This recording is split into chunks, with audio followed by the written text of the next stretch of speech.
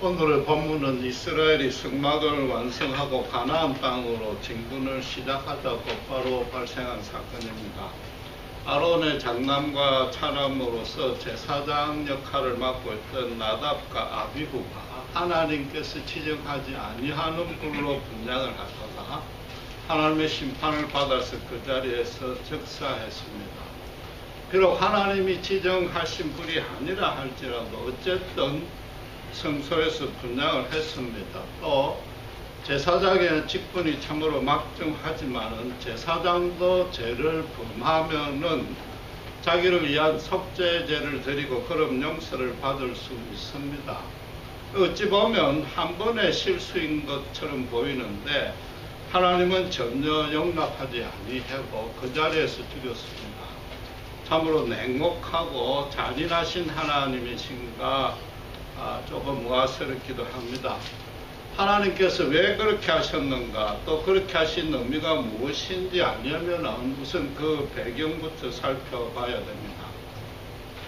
성막을 완성한 후에 그 다음 절차가 뭐겠습니까? 하나님께서 모세를 불러서 성막에서 드릴 예배에 대한 규정을 아주 자세하게 지시했습니다. 그게 레위기 1장에서 8장까지의 내용입니다. 그 다음 9장에는 첫 대제사장의 아론이 계시받은 그 제사법에 따라서 이스라엘의 첫 속죄 제사이겠죠. 제사를 드렸습니다. 그래서 9장 23절에 보면은 모세와 아론이 회막에 들어갔다 나오면서 백성들에게 축복을 했습니다. 축복기도 축도를 하는 셈이죠. 그러니까 하나님께서 이스라엘이 드렸던 첫 번째 제사를 기쁘게 연락했다는 뜻인 겁니다. 그런데 그게 아론의 어떤 개인적인 판단도 아니요, 반드시 거쳐야 될 종교적인 형식도 아닌 것입니다. 왜냐하면 9장 24절에 여호와 앞에서 불이 나와서 단위에 번제물을 완전히 태웠습니다. 그러니까 하나님께서 직접 그 제사를 받으셨다는 것을 백성들 앞에 확정해서 보인 것입니다. 오늘 본문 10장 1절을 보시면은 그 앞에 어떤 접속사도 붙지 아니했습니다.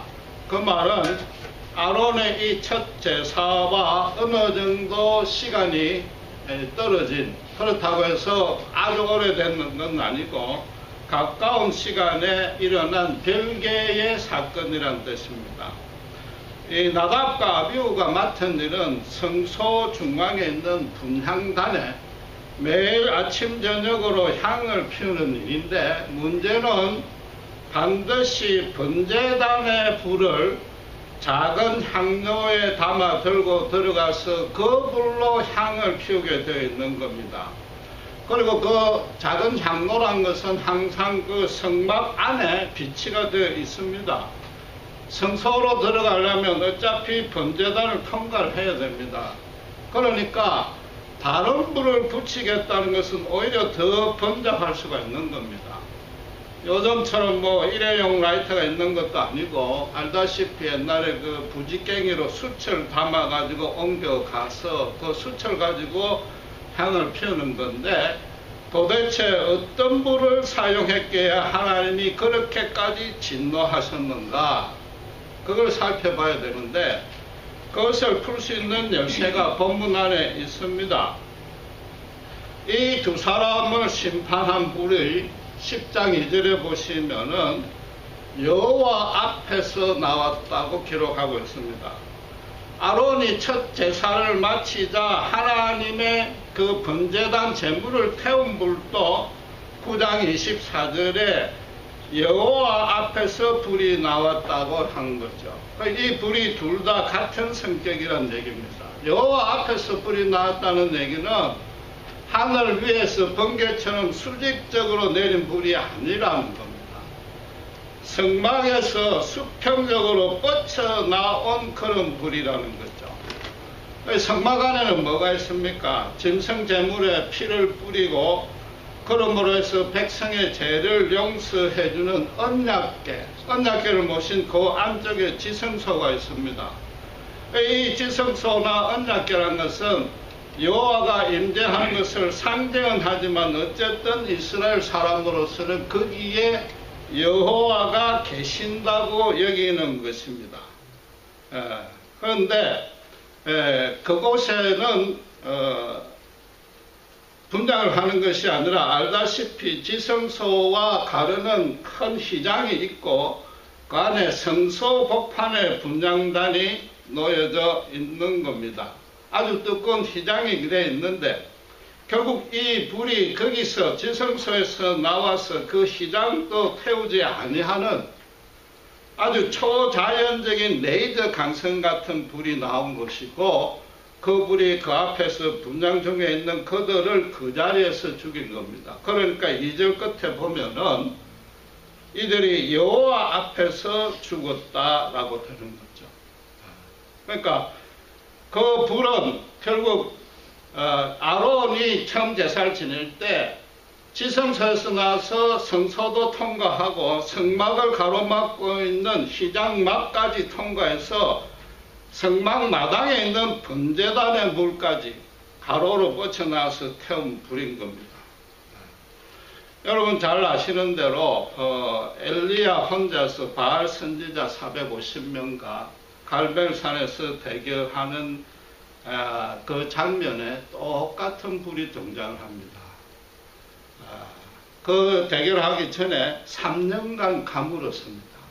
그리고 구름도 하나 하늘에 없었습니다. 그러니까 완전히 청명한 하늘에, 구름 한 점 없는 하늘에 물에 흥건히 젖은 재물과 나무를, 심지어 열왕기상 18장 38절에 거기에 담겨놓은 물까지 할 듯이 태웠다고 증언을 하고 있습니다. 그러니까 그 불이 어떤 물건들을 태워서 나오는 불이 아니라는 거죠. 무에서 유를 창조하시는 하나님 쪽에서 직접 나온 불인 겁니다. 그게 성령의 불이단 말이에요. 오순절달 성령이 강림할 때 그때도 불의 해같이 보였다고 그런단 말이에요. 오늘 본문에도 보시면은 5절에 이 죽은 두 사람을 옷 입은 채 진 밖으로 내보냅니다. 옷 입은 채. 그 말은 무슨 말이에요? 분향을 할 때 향로나 그 분향단에 불을 잘못 취급해가지고 거기서 불이 옮겨 붙어가 타서 죽은 게 아니란 말이에요. 옷은 그냥 멀쩡하게 있는 거예요. 그 육신의 생명만 그 자리에서 순간적으로 완전히 중지를 시켜버린 거죠. 멸망을 시킨 겁니다. 레위기 6장 12절 13절에 보시면은 아주 특이한 규정이 하나 있습니다. 이건 아론이 첫 제사를 드리기 전에 모세에게 이미 제사법을 계시할 때 그 내용인데, 제사장이 맡은 중요한 임무 중에 하나는 번제단의 불을 꺼뜨리지 말라는 겁니다. 절대 번제단의 불이 꺼지게 하지 않게 하는 게 제사장의 일인 겁니다. 그런데 이제 아론이 처음 제사를 드릴 때는 9장 17절에 보시면은 제물을 먼저 불을 붙여서 태웁니다. 그때는 이제 아론이 불을 붙인 거죠. 그래서 그 짐승의 피를 번제단 가에 뿌리고 해서 분명히 제사를 드렸습니다. 그리고 이제 제사가 연락이 되니까 여호와 앞에서 여호와의 불이 번제물을 삼킬 듯이 뻗쳐나와서 다 태웠단 말이에요. 그게 무슨 뜻입니까? 인간 아론이 붙인 불을 하나님의 불로 하나님이 직접 대체했단 말이에요. 더 불이 합쳐졌든 어쨌든지 간에 그 이후로 번제단의 불을 절대로 꺼뜨리지 말라고 그랬단 말이에요. 하나님의 불이었단 말이에요. 하나님의 불을 꺼뜨리지 아니한 게 이 나단과 아비후가 해야 될 일인 겁니다. 그런데 지금 하나님이 지정하지 아니하는 불로 태웠다는 얘기는, 분향했다는 얘기는 번제단의 불을 사용하지 아니했다는 겁니다. 다른 데 불을 하는 게 오히려 더 번거롭단 말이에요. 그 말은 무슨 뜻이겠습니까? 항상 피어 올라야 되는 하나님의 불을 이들이 꺼트렸다고 보는 게 확실한 해석이 그럽니다. 거기다가 더 놀라울 것은 그렇게 꺼트린 이유를 뭐라고 하는가 하면은 본문에 바로 이어서 9절에 뭐라고 합니까? 제사장들이 성소에 들어갈 때 포도주와 독주를 마시지 말라고 했습니다. 그런데 그걸로 그치면 다행인데 거기에 어떤 말이 추가가 되어 있어요? 그러므로 해서 사망을 면하게 해라. 결국 무슨 말입니까? 바로 이 사건 때문에 생긴 새로운 규례라는 겁니다. 나답과 아비후가 하나님의 불을 해사로 여긴 것을 넘어서 그냥 술까지 마신 겁니다. 술을 마셔가 불도 꺼뜨리고 술이 덜 깬 상태로 안에 들어가서 분장을 했단 말이에요. 번제단의 불을 꺼뜨리지 말라는 게 무슨 뜻이냐 말이에요. 하나님께 용서받아야 될 백성들의 짓는 죄가 그만큼 많고 그만큼 끊임없이 매일매일 죄가 흘러 넘친단 말이에요. 물론 그런 뜻이지만 그걸 또 역으로 바꾸면 어떤 뜻입니까? 언제든지 제사장들이 제사법에 따라서 신령과 진정으로 제사를 드리면 하나님께서는 항상 용서해 줄 준비가 되어 있다. 그 뜻이다.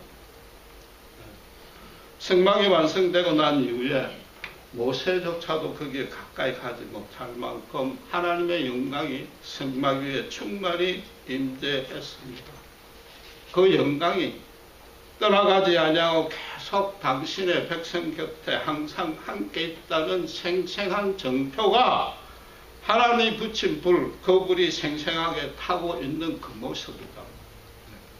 그 불을 꺼뜨렸다는 것은 하나님이 당신의 백성에게 사죄해주고 용서해줄 하나님의 인자와 긍휼을 못 들어가게 베풀어지지 못하게 잠시나마 차단시킨 거다.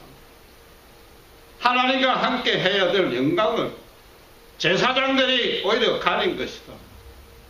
예수님께서 어떻게 말씀하셨습니까? 도무지 용서받지 못한 유일한 죄는 성령을 해방하는 죄라고 했다. 여러분, 이와 가장 유사한 사건이 알다시피 신약에도 있습니다. 아나니아와 삽비라가 땅을 판 돈을 그 전부를 교회에 헌금하겠다고 약속해놓고 일부를 숨기면서 전부라고 거짓말했습니다. 그러니까 성령의 계시를 받은 베드로가 이 돈이 전부냐 물었습니다. 마지막까지 회개할 기회를 준 거죠. 그런데도 이 부부 두 사람은 뻔뻔하게도 똑같은 상황에서 똑같은 거짓말을 합니다. 그 자리에서 똑같은 모습으로 죽음의 심판을 받습니다. 이번에는 불로 심판받는 것이 아니라 베드로의 말씀 한마디로 그 자리에서 거꾸로 죽습니다. 성령으로 계시받은 하나님의 말씀을 베드로가 선포한 겁니다. 성령이 하시는 일, 성령의 권능의 첫째는 예수를 믿게 하느냐 못 믿게 하느냐, 구원과 심판으로 나누는 그게 성령이 첫 번째 하는 역할인데 그 성령을 속인 겁니다. 지금도 마찬가지입니다. 나답과 아비후가 뭘 속였습니까? 뭘 거역했습니까? 하나님의 거룩하신 율법, 그 말씀을 거역했다. 말씀으로 심판받을 수밖에 없는 겁니다. 하나님의 불을 우습게 보니까 하나님의 불로 그 자리에서 죽임을 당한 겁니다. 물론 목사인 저도 지금 또 나답과 아비후처럼 목사직을 조금 경시할 때도 있고 아나니아와 삽비라처럼 헌금 낼 때 작정 헌금한 거 몇 분 속인 적도 있습니다. 그렇죠. 성경대로 하면 저부터도 여러 번 죽어야 되는데 이때는 상황이 다르다. 아나니아와 삽비라는 교회가 설립될 초기이다. 이제 막 교회가 세워질 때고 지금도 뭐 하나님의 공동체가 이제 율법으로 순종하면서 그분의 나라를 세우기 시작하는 그 초기 단계단 말이에요. 만약에 이게 몇 년이나 지나서 이런 실수를 했다면 하나님도 뭐 사정을 봐줬겠죠. 첫 제사에 이제 얼마 안 지나서 바로 그랬단 말이에요. 처음부터 그거를 사정을 봐줄 수는 없는 거죠. 처음에는 반드시 율법대로 그대로 정확하게 심판을 준 겁니다. 특별히 뭐 교회 일꾼들 사람을 더욱 엄격하게 심판한 겁니다. 거기다가 이 두 사람의 장례 절차가 좀 특이합니다. 아버지인 아론과 그 셋째, 넷째 아들, 동생들을 머리를 풀지 말고 옷도 찢지 말라 했습니다. 알다시피 머리 풀고 옷을 찢는 것은 슬픔의 것입니다. 슬퍼하지도 말라는 겁니다. 율법에는 대제사장에 한해서 가족의 죽음을 해도 못하고 장례식에 참석 못합니다. 지금 제사장이 처음 시작하는 겁니다. 얘들은 앞으로 대제사장이 될 사람들입니다. 하나님이 맡기신 그 소명을 일상의 어떤 일보다 더 중요하게 여기라. 가족보다도 하나님을 최우선으로 섬기라는 겁니다. 어떤 사람이 예수님 앞에 나와서 내가 따르겠습니다. 그렇지만 아버지 장례식을 마치고 따르겠습니다. 그러니까 예수님이 뭐라고 그랬습니까? 누가복음 9장 59절에 죽은 자들로 죽은 자를 장사하고 너는 가서 하나님의 나라를 전파하라고 대답했습니다. 이게 부모를 존경하지 말라는 것도 아니요. 신자들은 가족의 장례에 개인적으로 슬퍼해서 안 된다는 뜻도 아니요. 세상의 어떤 그런 간섭을 무시하라는 의미도 그 안에 전혀 없는 겁니다. 죽은 시신들끼리 뭐 장사를 지낼 수는 없는 거 아니에요.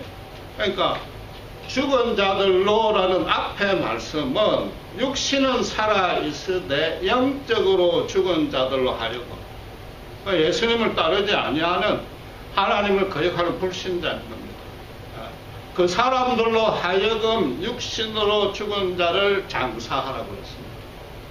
그러니까 육신으로 이미 죽은 자라는 건 무슨 뜻이죠? 신학적으로 따지면 이미 구원 아니면 심판 둘 중에 하나 판결이 난답니다. 이미 죽은 자는 그렇단 말이에요.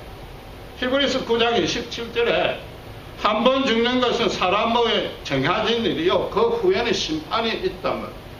이미 그 사람은 구원 아니면 심판 둘 중에 하나로 결정되어 있습니다. 그러니까 예수님께서 이 땅에 오신 목적이 뭐예요? 당신을 성자 하나님으로 구주로 영접하느냐 안 하느냐 그 모든 사람을 둘 중 하나로 나누러 왔단 말이에요. 모든 사람이 죽음 마땅한데 그 안에서도 긍휼을 베풀 자를 구원하러 오신 것이단 말이에요. 스스로 겸비해서 오직 하나님의 긍휼만이 소원이다 하는 그런 죄인들을 의롭게 해주시러 왔었단 말이에요. 그럼 예수님께서 이제 그 십자가에 죽으시고 예수님을 따를 제자들은 어떤 일을 해요? 바로 그 일에 집중을 해야 된단 말이에요. 그런 의미에서 하나님 나라를 전파하라고 했다. 구약의 제사장의 임무가 뭡니까? 백성을 대표하거나 대신해서 백성들이 지은 모든 죄를 하나님 앞에 들고 나가서 하나님께 용서를 구하고 그런 제사를 집전하고 그 제사가 하나님께 연락되면 오늘 보신 대로 백성 앞에 하나님의 긍휼을 선포하면서 축복해야 됩니다. 만약에 그 제사가 연락이 안 되면 어떡합니까? 당연히 나와서 하나님의 진노에 대해서 하나님 저주하셨다에 대해서 선포해야 되는 게 제사장의 일이다. 오늘날 목사하고는 조금 하는 일이 다른 겁니다. 오늘날 목사는 하나님의 진리, 성경 말씀을 가르치고 양육하는 걸로 그치지만은 구약의 제사장은 중보자이신 예수님을 예표하고 실제로 그런 중보의 역할을 일시적이나마 감당했단 말이에요. 지금 어찌됐든지 간에 죽은 사람은 아론에게는 아들이요 동생에게는 형인데 하나님의 심판을 받았다. 그것도 제사장이 그랬다. 하나님의 저주 아래 있는 겁니다. 개인적으로 백성들이 안 볼 때는 가서 울고 불고 애통해 할 수 있습니다. 그러나 백성들 앞에서 공개적으로 옷을 찢고 머리를 풀고 머리에 재를 뿌리면은 자칫 어떤 오해를 불러일으킵니까? 하나님의 심판이 뭔가 부당하거나 완전 내가 수긍하지 못하겠다거나 조금이라도 원망한다, 의심한다는 표시로 백성들이 오해할 수 있기 때문에 그렇게 하지 말라는 거죠. 하나님의 심판을 하나님의 축복을 백성에게 있는 그대로 전달해야 되는 게 제사장의 역할인데 자칫 그러다가 그 의미가 반감이 되는 겁니다. 여러분 쉽게 이야기하면 이런 겁니다. 오늘날에도 이런 일이 있는 겁니다. 목사는 이단에 빠진 자와 개인적으로 교제는 할 수 있습니다. 그러나 이단을 조금이라도 인정해 준다는 오해를 불러일으키기 때문에 공적인 관계는 절대 맡아서는 안 되는 것과 같은 겁니다. 이 제사장들은 예수님의 말씀 그대로 영적인 지도자입니다. 하나님 나라를 선포해야 됩니다. 백성들에게 영적인 생명을 살리는 일, 그게 가장 중요하고 그 일에 전념해라. 그러니까 이 제사장들은 육신과 영혼을 둘 다 죽이는 하나님만 두려워해야 되는 겁니다. 이 제사장은 자신의 육신과 영혼, 나의 살고 죽음을 하나님께 완전히 맡게 되는 겁니다. 하나님께서 가라 그러면 가고 서라 그러면 서고 죽으라면 죽는 게 제사장입니다. 그 하나님의 뜻을 내 삶을 통해서 주변 백성에게 보여줘야 되고 자기만 변화되는 것이 아니라 베드로처럼 하나님의 말씀으로 가르쳐야 돼요. 진리가 진리됨을 백성들의 삶 속에서 성령이 충만히 역사할 수 있도록 기도하고 본을 보여야 된다. 제사장이나 오늘날의 목사나 영적인 지도자, 교회의 일꾼들은 자기 속에 하나님의 진리와 사랑으로만 가득 채워야 됩니다. 그래서 언제 누가 찾아오더라도 오늘 본문처럼 하면은 하루 24시간 누가 올지라도 나를 증거하고 내가 자랑하고 내 일을 드러내는 것이 아니라 나를 통해서 하나님의 진리와 사랑이 흘러나오게 해야 된다. 우리 모두의 속에 하나님의 재단을 성령이 충만케 임하게 해서 우리 안에서 하나님의 불을, 성령의 불을 꺼뜨리지 말아야 된단 말이죠. 그러니까 3절에 뭐라고요? 하나님은 나를 가까이 하는 자 중에 영광을 얻겠다 했습니다. 그 말은 나답과 아비후는 하나님께 가까이 가지 아니했다. 멀었다는 겁니다. 지금 단순히 율법 규정 한두 개 어긴 것이 아니요. 어쩌다 한 번 실수한 것도 아니요. 그들은 처음부터 계속해서 하나님을 진심으로 순종하고 헌신한 적이 없는 겁니다. 그 중심에 하나님을 모시지 아니한 겁니다. 율법적으로 할례를 자기 육신에 받았을지언정 마음에, 영혼의 할례를 받은 적이 없는 겁니다. 그럼 예수님의 말씀으로 따지면 어떤 자입니까? 벌써 죽은 자입니다. 오히려 심판의 때가 늦은 겁니다. 나답과 아비후의 경우입니다. 그런데 마침 이 심판과 구원의 진리를 정확히 후대 독자, 백성들은 물론이요, 오늘날 성경을 보는 사람 앞에 정확하게 그림 언어로 가르쳐 줄 수 있는 사건이 딱 발생을 하니까 불을 꺼뜨리고 술 취해가지고 들어오니까 그때 그대로 죽인 겁니다. 구원과 심판의 기준이 뭔지 그게 의미가 뭔지 정확히 알도록 한 것입니다.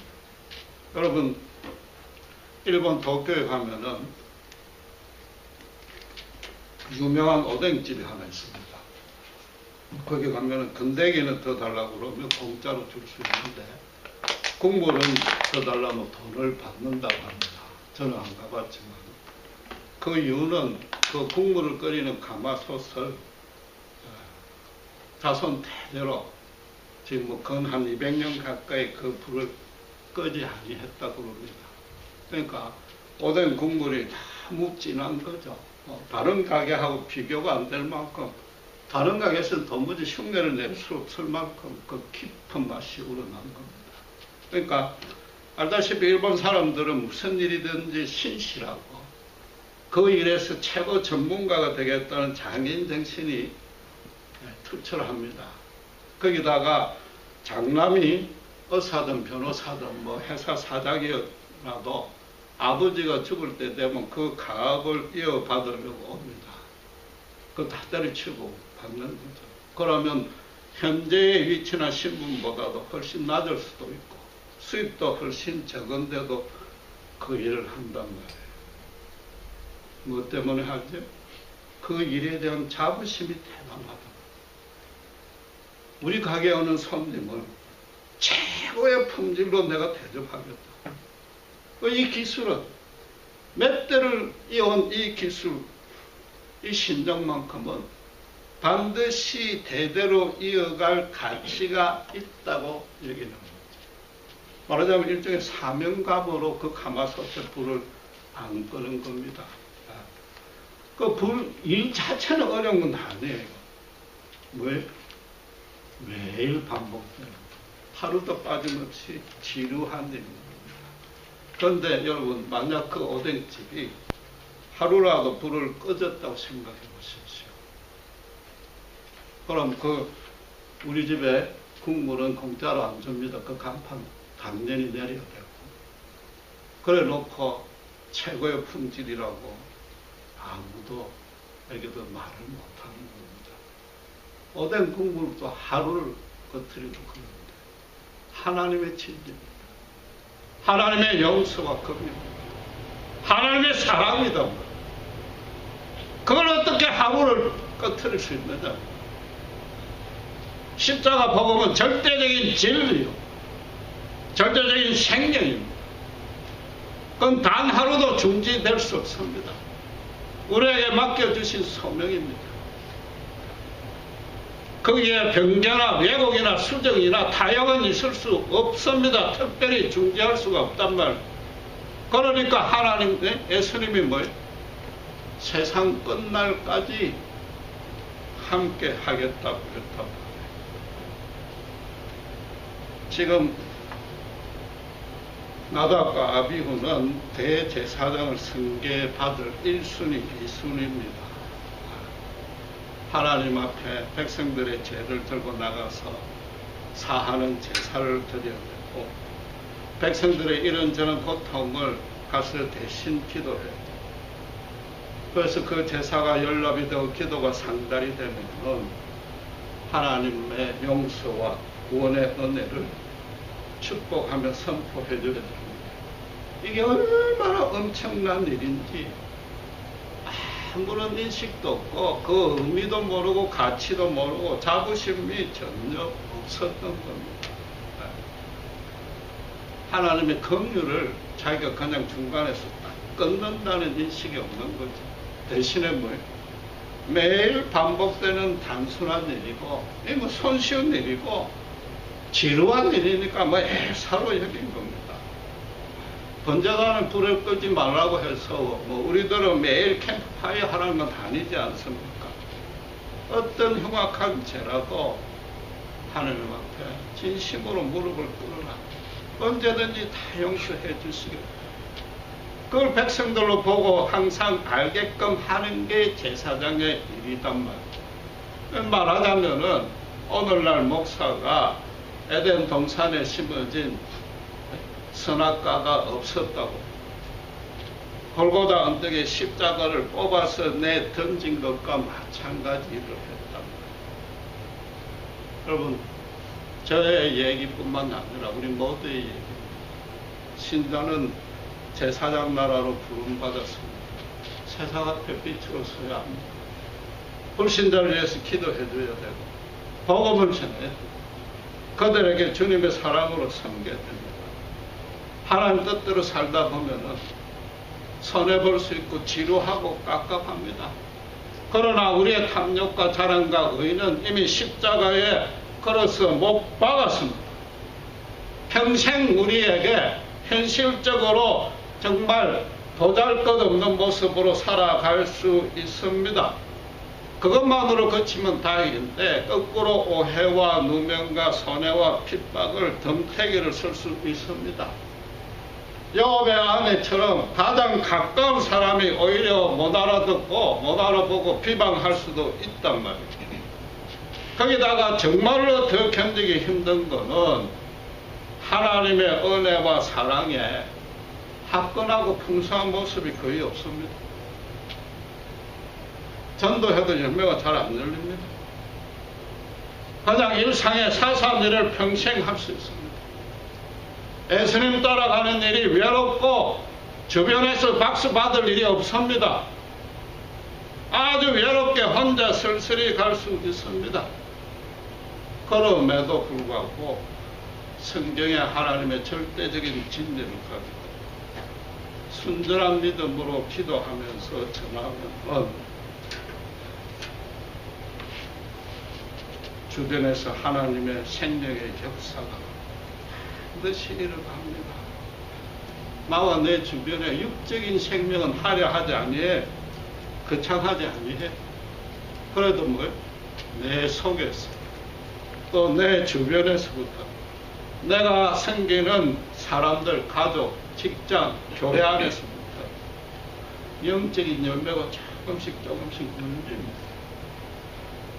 무엇이 참 사랑이고 무엇이 참 은혜고 무엇이 참 진리고 무엇이 참 생명인지 깨닫게 됩니다. 복음 안에서만 가능합니다. 우리가 우리 된 자리에 서 있을 때 가능한 겁니다. 그 참 생명이 넘칠 때에 현실적으로는 지루하고 너무 반복되는 일이 싫다 할지라도 흔들리지 아니하는 기쁨을 누릴 수 있답니다. 그 일을 하러 우리를 부르신 겁니다. 여러분, 불을 안 깨뜨리는 최선의 방법이 뭡니까? 아주 간단하잖아요. 바베큐 숯이잖아요. 수천 생나무를 한 번 불에 태운 겁니다. 그렇죠? 신자에게 연단과 고난이 끊이지 아니하는 이유가 바로 그렇답니다. 그런 연단과 고난과 핍박을 거쳐야만이 세상의 비방과 멸시와 오해도 꺼지지 아니하는 불을 우리가 피울 수 있답니다. 하나님이 이스라엘을 제사장 나라로 부르고 출애굽한 이후에 절대로 그 앞에 분홍 카펫 깔아준 적 없습니다. 매일 지겹고 맛도 없는 만나만 내려줬습니다. 그 이유가 뭔지 아십니까? 간단합니다. 그 지겨운 일상 가운데도 그걸 지겨워하지 아니하고 오히려 감사하고 하나님 앞에 신령과 진정으로 예배 드릴 수 있는 사람을 찾으려고 40년간 그 만나만 줬습니다. 그 결과 딱 2명 찾았습니다. 갈렙과 여호수아. 아무리 사소하고 지루해도 어떤 생색 하나 나지 아니할지라도 하나님 한 분만으로 만족한 사람입니다. 나답과 아비후처럼 생색을 찾고 그러면 하나님 입장에서는 멀리합니다. 아주 사소한 기쁨을 누리고 하나님과 눈에 보이지 아니하는 가운데 기쁨과 평강을 누릴 수 있는 사람에게만 하나님이 복을 주시고 또 다른 더 큰 일을 맡기시는 겁니다. 여러분, 신앙에서 절대로 지름길 없습니다. 절대로 손실길이 없습니다. 매일매일 똑같이 사소한 일입니다. 그 가운데서 하나님 은혜를 찾아 누릴 수 있어야 됩니다. 한 걸음 한 걸음 그렇게 평생을 가는 겁니다. 화끈하고 거창한 열매가 없을 수 있습니다. 아무리 무료한 가운데서도 하나님 한 분만으로 만족하는 그 사람을 하나님이 지금 또 찾고 있다는 것이 오늘 본문이 하는 얘기입니다. 일부러 고생시키고 연단하고 훈련시키는 게 아니고 그 길만이 참 은혜, 참 생명, 참 진리를 깨달아 누릴 수 있는 유일한 길이기 때문에 기도하겠습니다. 하나님 아버지, 오늘 감사합니다. 우리의 삶이 현실적으로 형통치 아니하고 정말 사소한 일로 매일매일 반복될 것 같지만 하나님은 그 가운데서도 우리에게 오히려 참 진리, 참 은혜, 참 생명을 부어주시기를 원하심을 배웁니다. 세상이 아무리 힘들고 우리 자신이 우리가 볼 때도 너무 초라하고 이름도 없고 빛도 없을지라도 정말 예수님의 십자가 은혜만이 평생 감사할 때에 주께서 우리에게 더 큰 하늘의 신령한 복으로 채워주시고 더 큰 힘으로 맡겨주실 줄 믿습니다. 한 걸음 한 걸음 평생 동안 주님만을 바라보고 걸어가는 우리 모두가 되게 주님 축복해 주시옵소서. 감사합니다. 우리 주 예수 그리스도의 이름으로 기도드렸습니다.